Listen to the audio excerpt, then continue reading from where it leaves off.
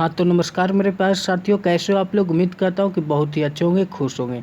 तो दोस्तों आज हम आप सभी के लिए लेकर आए हैं क्लास 10 के साइंस एनसीईआरटी बुक के, यानी क्लास 10 में एनसीईआरटी बुक में जो साइंस पढ़ना है बायो, क्या तो बायो में चैप्टर एक जैव प्रक्रमण, उसी का मोस्ट वीवीआई गेस्ट किया गया सब्जेक्टिव क्वेश्चन आंसर के बारे में डिस्कस करेंगे, जो कि आप लोग का बहुत दिन से कमेंट आ रहा था, कॉल आ रहा था। इसलिए आज सब्जेक्टिव लेकर आए हैं बायो का, जो कि जैव प्रक्रमण की चैप्टर है, उसी के बारे में फुल्ली डिस्कस करने वाले हैं। तो दोस्तों इस क्लास में हम जो भी स्टूडेंट मैट्रिक बोर्ड परीक्षा 2021 में देने वाले हैं, या फिर मैट्रिक बोर्ड परीक्षा देने वाले हैं, उनके लिए काफ़ी इंपॉर्टेंट एक क्लास होगा। तो जो भी स्टूडेंट मैट्रिक बोर्ड परीक्षा देने वाले हैं उन सभी लोग इस वीडियो को एक बार शुरू से अंत तक जरूर देखिएगा और सही प्रश्नों का आंसर अपने नोट कॉपी में लिख के याद कर लीजिएगा, क्योंकि सभी प्रश्न आपके शॉर्ट एवं सटीक बताया जाएगा, आपके लैंग्वेज में सिंपल बताया जाएगा। तो चलिए करते हैं वीडियो का स्टार्ट। वीडियो को तक लाइक नहीं किए तो लाइक कर दीजिए। अगर आप चैनल पे पहली बार आए तो चैनल को सब्सक्राइब करके साथ में बेल आइकन को प्रेस करना ना भूलिएगा, ताकि आपको टाइमली नोटिफिकेशन चला जाए। तो चलिए सबसे पहले क्लास को स्टार्ट करते हैं। पहला क्वेश्चन जो है सब्जेक्टिव का जैव प्रक्रमण का एनसीईआरटी बुक का, याद रखिएगा कौन सा बुक, तो एनसीईआरटी, भारतीय वन भी नहीं, एनसीईआरटी। पहला प्रश्न आप मिलाइएगा, देखिएगा वहाँ पे लिखा रहेगा हमारे जैसे बहुकोशिकीय जीवों में ऑक्सीजन की आवश्यकता पूरी करने में विसरण क्यों अपर्याप्त है। ये आपको एनसीईआरटी बुक में मिलेगा। कहाँ, तो एनसीईआरटी। और आपके मैट्रिक बोर्ड परीक्षा के लिए या फिर आप कोई भी एग्ज़ाम की प्रिपरेशन करें, उनके लिए एनसीईआरटी बुक काफ़ी इंपॉर्टेंट रखता है। तो आप एक बार एनसीईआरटी को डीपली में अध्ययन करिए, ताकि आपका अच्छा मार्क्स आ सके। तो ये पहला क्वेश्चन आपको एनसीईआरटी में मिलेगा कि हमारे जैसे बहुकोशिकीय जीवों में ऑक्सीजन की आवश्यकता पूरी करने में विसरण क्यों अपर्याप्त है। तो इसका आंसर आपको देना है, सिंपल आंसर देना है, हमारे जैसे बहुकोशिकीय जीवों में ऑक्सीजन की आवश्यकता पूरी करने में विसरण अपर्याप्त है, क्योंकि बहुकोशिकीय जीवों के शरीर की सभी कोशिकाएं वातावरण के सीधे संपर्क में नहीं होती है। यानी कहने का मतलब है ये क्यों अपर्याप्त है, क्योंकि बाबू बहुकोशिकीय जीवों के शरीर की सभी कोशिकाएं जो है वह वातावरण, यानी जो हमारी वायु है, यानी इसके संपर्क में, सीधे संपर्क में नहीं होती है, जिसके कारण हमारे जैसे कोशिकीय जीवों में ऑक्सीजन की आवश्यकता पूरी करने में विसरण अपर्याप्त रहते हैं। उम्मीद करता हूँ आप समझ गए होंगे। इसे आप 2 मार्क्स में पूछेगा, आप लिखिएगा, इतना ही लिखिएगा, सटीक आंसर है, आपको 2 मार्क्स आसानी से मिल जाएगा। चलिए अगले प्रश्न की ओर चलते हैं। सभी एनसीईआरटी से लाया गया प्रश्न है, आपको कहीं देखे होंगे, नहीं देखे हैं तो याद कर लीजिएगा, सभी प्रश्न इंपॉर्टेंट है। कह रहा है कोई वस्तु सजीव है, इसका निर्धारण करने के लिए हम किस मापदंड का उपयोग करेंगे। अगर कोई वस्तु सजीव है तो हम इसका निर्धारण, यानी कैसे इसको पता करेंगे, कौन सा मापदंड इसको यूज करेंगे इसमें, ताकि हमको पता चले कि ये सही में सजीव है। तो याद रखिएगा, इसका सिंपल आंसर देना। आपको 2 मार्क्स में पूछेगा कि कोई भी वस्तु सजीव है, इसका निर्धारण करने के लिए हमें उसके गुणों का अध्ययन करना पड़ता है। गुणों का अध्ययन करना पड़ता है। यदि वे श्वसन, उत्सर्जन, जनन, परिवहन आदि क्रियाएं को करती है तो हम उसे सजीव कह सकते हैं। सजीव किसको कहते हैं? वैसी वस्तु जो श्वसन, उत्सर्जन, जनन एवं परिवहन आदि क्रियाओं को करती हो, उसे हम सजीव वस्तु कहते हैं।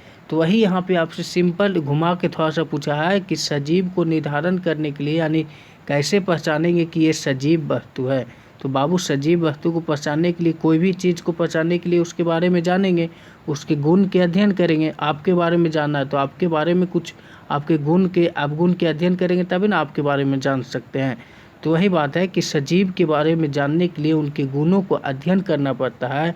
अगर हमको गुण अध्ययन करते समय पता चलेगा कि वो वस्तु जो है वह श्वसन करता है, उत्सर्जन करता है, जनन करता है और परिवहन आदि क्रियाएं करती है, तो हम समझ जाएंगे कि यह वस्तु सजीव है। आपको सिंपल आंसर देना है, 2 मार्क्स में पूछे जाएंगे मैट्रिक बोर्ड परीक्षा में। उम्मीद करता हूँ कि आप लिख दीजिएगा। चलिए अगले प्रश्न की ओर चलते हैं। अगला जो प्रश्न आज का हुआ है, किसी जीव द्वारा किन कच्ची सामग्रियों का उपयोग किया जाता है। एमसीक्यू में पूछेगा कि किसी जीव द्वारा किन कच्ची सामग्रियों का उपयोग किया जाता है। उत्तर में आपको याद रखना है। ऑब्जेक्टिव में पूछेगा कि किसी जीव द्वारा मुख्यतः जल, CO2, सूर्य के प्रकाश और क्लोरोफिल का उपयोग किया जाता है। किसका किसका? तो H2O को, जल का, CO2 का और सूर्य का प्रकाश का और क्लोरोफिल का, ये 4 चीज़ों का उपयोग किया जाता है। किसके लिए? तो जीव द्वारा कच्ची सामग्रियों के उपयोग के लिए ये चारों चीज़ का उपयोग किया जाता है। ये आपको एमसीक्यू में चारों में से कोई एक ऑप्शन में रहेंगे, आप चारों ऑप्शन याद रखिएगा। चलिए अगले प्रश्न की ओर चलते हैं। सभी आपके एनसीईआरटी प्रश्न है। करा जीवन के अनुरक्षण के लिए आप किन पर प्रकर्मों को आवश्यक मानेंगे, यानी जीवन के अनुरक्षण के लिए आप किन पर प्रकर्मों को आवश्यक मानेंगे। तो जैव प्रकर्मण पे। किस पे? तो जैव प्रकर्मण पे। आपको एमसीक्यू में पूछा गया प्रश्न है बाबू। क्वेश्चन बैंक उलट के आप देखते रहिएगा कि कैसा क्वेश्चन आता है, कौन कौन सा क्वेश्चन बताया गया है। अगला जो प्रश्न है वह है प्रकाश संश्लेषण के लिए आवश्यक कच्ची सामग्री पौधा कहाँ से प्राप्त करता है। तो बाबू ये पता ही होगा कि प्रकाश संश्लेषण के लिए आवश्यक कच्ची सामग्री पौधा जो होता है वो वायुमंडल और मृदा से प्राप्त करता है। यह आपको एमसीक्यू में पूछा गया प्रश्न है, ये शायद आपको याद ही होगा। नहीं याद है तो आप लिख लीजिए, याद कर लीजिएगा कि प्रकाश संश्लेषण के लिए आवश्यक कच्ची सामग्री पौधा जो है वह कहाँ से? तो वायुमंडल और मृदा से प्राप्त करते हैं। चलिए अगले प्रश्न की ओर चलते हैं। अगला जो प्रश्न आज का है वह है हमारे आमाशय में अम्ल की भूमिका क्या है। आपको 2 मार्क्स में पूछा गया प्रश्न है, इसे आप याद रखिएगा। इसका आंसर हम बताने वाला सटीक एवं सिंपल कि हमारे आमाशय में अम्ल की भूमिका क्या है। अगर इसका PDF डाउनलोड करना चाहते हैं, अगर जो आज का क्लास हो रहा है इसका PDF डाउनलोड करना चाहते हैं तो आप पाई क्लासेस का टेलीग्राम ग्रुप में ज्वाइन हो जाइए। वहाँ पे आपको इसका PDF सेंड किया जाएगा। आप डायरेक्ट टेलीग्राम में ज्वाइन होइए, टेलीग्राम में ही इसका PDF प्रोवाइड किया जाएगा। लिंक आपको डिस्क्रिप्शन में मिल जाएगा, जाके नीचे जाके वीडियो के नीचे देखिएगा, लिंक मिलेगा टेलीग्राम का, वहाँ से आप ज्वाइन हो जाइएगा। कह रहा है हमारे आमाशय में अम्ल की भूमिका क्या है। तो आपको सिंपल याद रखना है कि हमारे आमाशय में अम्ल की अहम भूमिका है। क्या है? तो अहम भूमिका है। अम्ल भोजन में उपस्थित जीवाणु को मार देता है। अम्ल क्या करता है? तो अम्ल जो है वह भोजन में उपस्थित जो भी जीवाणु होते हैं उसको मार देता है और भोजन को मत कर कायम में बदल देता है। किसको? तो भोजन को मत कर कायम में बदल देता है तथा पेप्सिनोजन को पेप्सिन में बदल देता है। एमसीक्यू यहाँ से 2 को पूछा गया बाबू, दोनों एमसीक्यू आप याद रखिएगा। हमारे आमाशय में अम्ल की अहम भूमिका क्या है? तो अम्ल जो है वह भोजन में उपस्थित जीवाणु को मार देता है। कौन मारता है? तो अम्ल। यहाँ से आप एमसीक्यू याद रखिएगा, अम्ल ये क्वेश्चन पूछ सकता है। ठीक है। अगला जो है इसका मुख्य कार्य है वह भोजन को मत कर कायम में बदलने वाला कार्य भी इसी का है। किसका?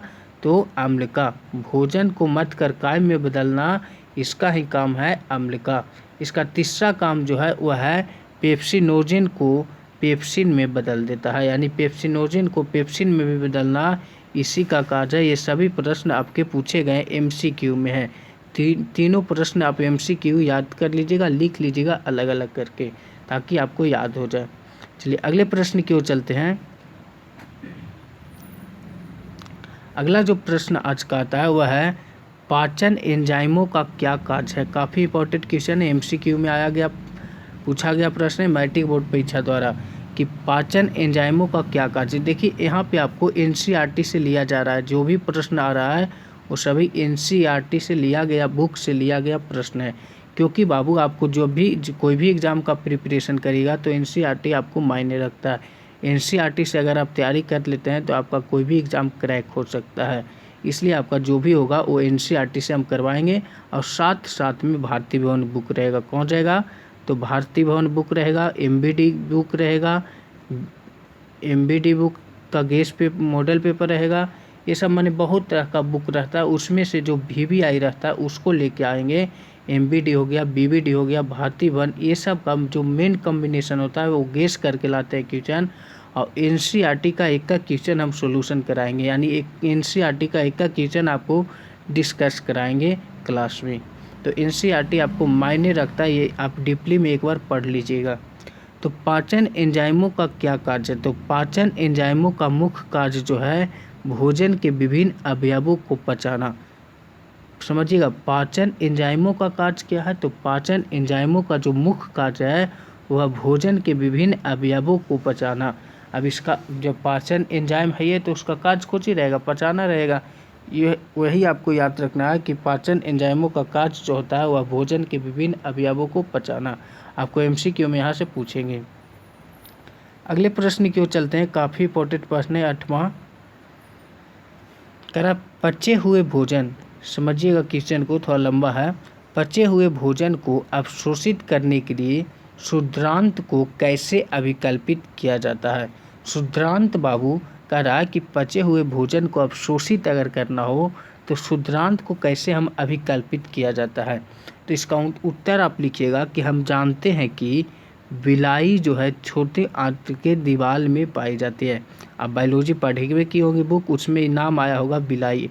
ऐसा नहीं कि गांव देहात वाला बिलाई समझ जाइएगा, ये बिलाई आपको किताबी लैंग्वेज में बायो में मिलेगा। ये नहीं कि आप गांव में जो बिलाई रहता है उसको समझ जाइएगा। कैट वो नहीं हम बोल रहे, ठीक है। बिलाई जो होता है वह छोटी आंत्र के दीवार में पाया जाता है। कहाँ पाया जाता है? तो छोटी आंत्र के दीवार में। एमसीक्यू यहाँ से आपका बन रहा है, इसे आप याद रखिएगा, लिख लीजिए नोट कॉपी में। जिसे क्षुद्रांत कहते हैं। किसको क्षुद्रांत कहते हैं?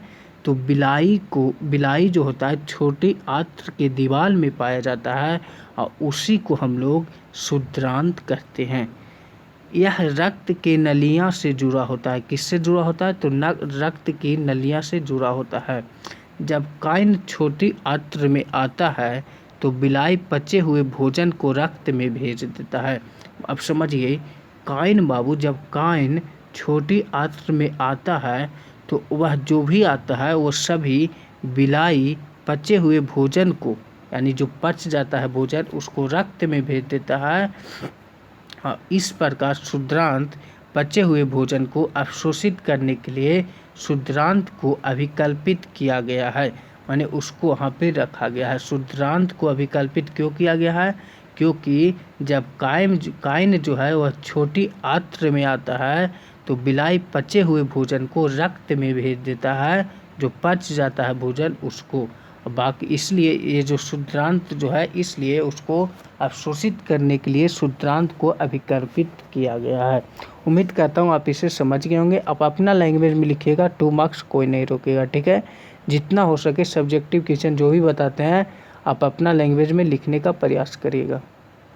अगला क्वेश्चन जो आज का आता है वह है, श्वसन के लिए ऑक्सीजन पर्याप्त करने की दिशा में एक जलीय जीव की अपेक्षा स्थलीय जीव किस प्रकार लाभप्रद है? पूछा गया प्रश्न बाबू 2 मार्क्स में, ठीक है। इससे आप लिख लीजिएगा, VVI प्रश्न है, आप लिख लीजिएगा नोट कॉपी में, ठीक है। इसका उत्तर देना है, सिंपल उत्तर है, देखिए इसको हम समझाते हैं। जलीय जीवों को श्वसन के लिए ऑक्सीजन मुक्त गैस की अवस्था में मिलता है।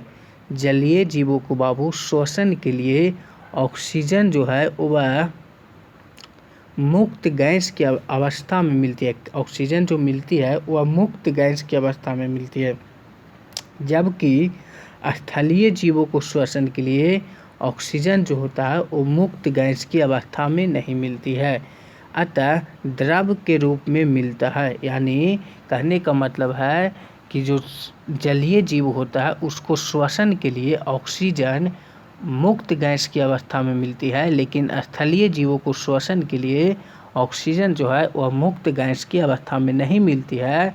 अतः कैसी मिलती है? तो स्थलीय जीवों को ऑक्सीजन जो है श्वसन के लिए वह द्रव के रूप में मिलता है। किस रूप में? तो द्रव के रूप में मिलता है। यही कारण है कि श्वसन के लिए ऑक्सीजन प्राप्त करने की दिशा में एक जलीय जीव की अपेक्षा स्थलीय जीवों को लाभप्रद है, यानी उसको लाभप्रद रखा गया है। अब समझिए क्वेश्चन को क्या पूछा आपसे, कि कह रहा है श्वसन के लिए ऑक्सीजन प्राप्त करने की दिशा में एक जलीय जीवों की अपेक्षा स्थलीय जीवों को किस प्रकार लाभप्रद है। तो बाबू जलीय जीवों को श्वसन के लिए ऑक्सीजन जो आता है O2 वह मुक्त गैस की अवस्था में आता है, लेकिन स्थलीय जीवों के लिए श्वसन के लिए वह ऑक्सीजन मुक्त गैस में नहीं आता है, द्रव के रूप में मिलता है। यही तो कारण है कि श्वसन के लिए ऑक्सीजन प्राप्त करने की दिशा में एक जलीय जीव की अपेक्षा स्थलीय जो है वह लाभप्रद है। उम्मीद करता हूँ आप समझ गए होंगे। इसे आप अपना लैंग्वेज में लिख के 2 मार्क्स गेन कर सकते हैं। चलिए, तो उम्मीद करता हूँ आप समझ गए होंगे। जो भी वीडियो बताएं, आज जो भी क्लास लिए वो सभी आप समझ गए होंगे। अगला जो प्रश्न आता है, स्वपोषित पोषण तथा विषम पोषी पोषण में क्या अंतर है। आपको पूछा गया प्रश्न है, काफ़ी इंपॉर्टेंट, VVI जिसको कहा जाता है वो प्रश्न ये है। ठीक है, तो इसे आप सभी लोग नोट कॉपी, जो भी नोट कॉपी बना रहे हैं उस सभी लोग नोट कॉपी में इसे लिख के मेरा व्हाट्सएप पे भेजेंगे। आप लोग सही लिखते हैं या नहीं, आप लोग लिखे हैं या नहीं, आप लोग नोट कॉपी बना रहे हैं या नहीं, इस क्वेश्चन का आंसर सभी लोग व्हाट्सएप करेंगे कि स्वपोषी पोषण तथा विषम पोषी पोषण में क्या अंतर है। सभी लोग कम से कम 4 अंतर लिख के भेजेंगे। कम से कम 4 अंतर होना चाहिए। स्वपोषी पोषण का, विषम पोषी पोषण का 4 अंतर होना चाहिए। चारों आप लिख के भेजिएगा मेरा व्हाट्सएप पे। उम्मीद करता हूँ आप लिख के भेजिएगा। और वीडियो अभी तक लाइक नहीं किए तो लाइक कर दीजिए। अगर आप चैनल पे पहली बार आए तो चैनल को सब्सक्राइब करके साथ में बेल आइकन को प्रेस करना ना भूलिएगा, ताकि आपको टाइमली नोटिफिकेशन मिल जाए। अगर आपको कोई दिक्कत या प्रॉब्लम हो तो डायरेक्ट कमेंट बॉक्स में कमेंट कर दे या फिर व्हाट्सएप पे भी चैट कर सकते। तो चलिए, आज का क्लास यहीं तक, फिर मिल जाए नेक्स्ट क्लास में। जय हिंद, जय भारत।